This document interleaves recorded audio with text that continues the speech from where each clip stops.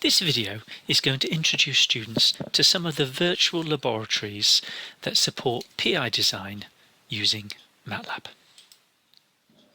We've decided then that feedback and its importance is an obvious endpoint to a first course in control, and within this the most important feedback strategy is PI.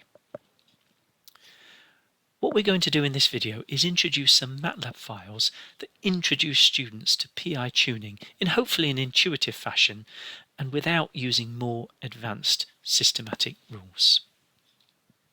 Just a reminder then of the basic concept. We're looking at a feedback loop here with a compensator M and a system G, and the most important part is we're going to focus on compensators with this structure here. You can see proportional Kp plus an integral term Ki over S, and what we want to do is observe how the engineering behaviours change as you change these two parameters, and ultimately to help students gain an understanding for how to select these systematically.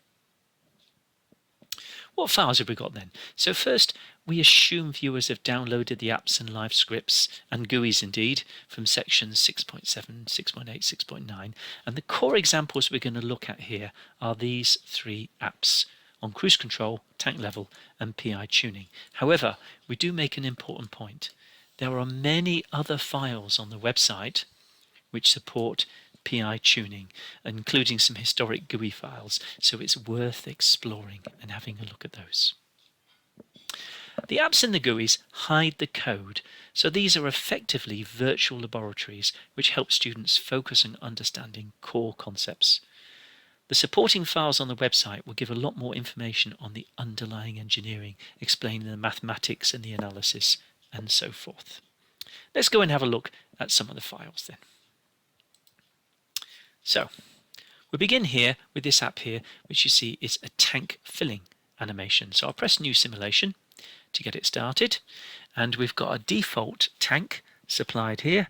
You can see with a pipe outlet conductance, that's the outlet over here, a tank area and a disturbance flow rate. And you'll see at the top you've got two sliders, the proportional and the integral.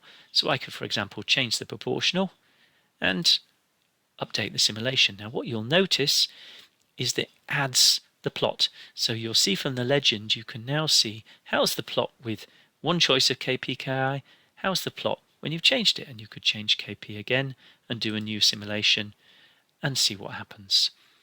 So the idea is you can get to see what happens to behavior as you change your PI parameters. So I could change Ki this time, do a new simulation and see what happens. Okay, so hopefully that's fairly intuitive. You can see all you have to do is move the sliders and press these buttons, and there's some animations going on so you can see what is happening. Okay, next one. Here we go. So car. So this one is more linked to cruise control. So again, we'll do a new simulation, and you'll see there's a car moving along there. And essentially the red lines show the target speed and the black indicates the road. So as before, we can change the KP and see what happens. And you see both behaviors are given in the figures. I can change the road slope and see what impact that has on the behavior. And unsurprisingly, changing the slope, the car slows down a bit. I can change the car mass. So if it's going uphill and it's getting heavier, it will slow down a bit.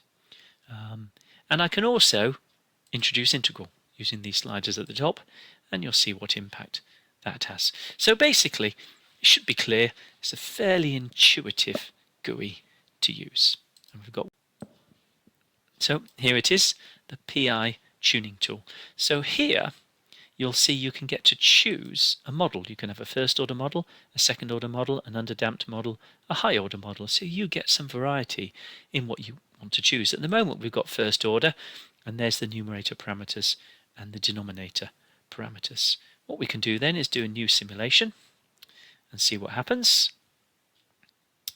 Okay, this 2.5 seconds is when the disturbance or the target hits the system.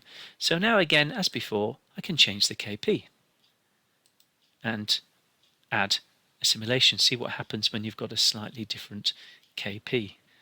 I can change the Ki and do a new simulation. So it's very similar to what you had before, but the main difference is that this one is more analytical because you're giving the model as a set of parameters. Now what I could do is refresh and bring again, clean everything up and say, let's go for a second order model. And now let's go. Okay, so hopefully it's fairly clear how this app is working. Okay, now there are also a large number of GUIs, but you'll see that these are gradually being phased out by MathWorks and not supported, so at some point they will stop working altogether. So this one is like a house temperature animation, and again you'll see there's proportional and integral sliders up the top. This is a similar one, it's just got a few more sliders, so a few more things that the students can play with. We've got a tank level animation, and again you can see the PI sliders at the top, so the students can play with how behaviour changes as they change the P and the I. We've got a very simple position control system based upon this second order system with a stick.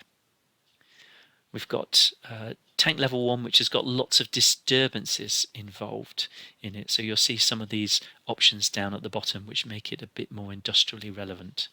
We've got a heat exchanger 1, and here you'll see the proportional and integral are in these two boxes here, and there's a lot of different things that the students can change to try and replicate some of the scenarios that you will get in industry. Some conclusions then. We've demonstrated some MATLAB files, basically virtual laboratories, which allow students to develop an understanding of how to undertake and analyse PI design on simple engineering systems. Supporting notes on the engineering behind these virtual laboratories is supplied on the website. We've not tried to do it in this quick video. Go to the website and the notes are all there. Read those and then try the virtual laboratories. And we also remind you that there's a far wider range of apps and GUIs on the website, giving you a wider opportunity to experiment with system behaviour in general.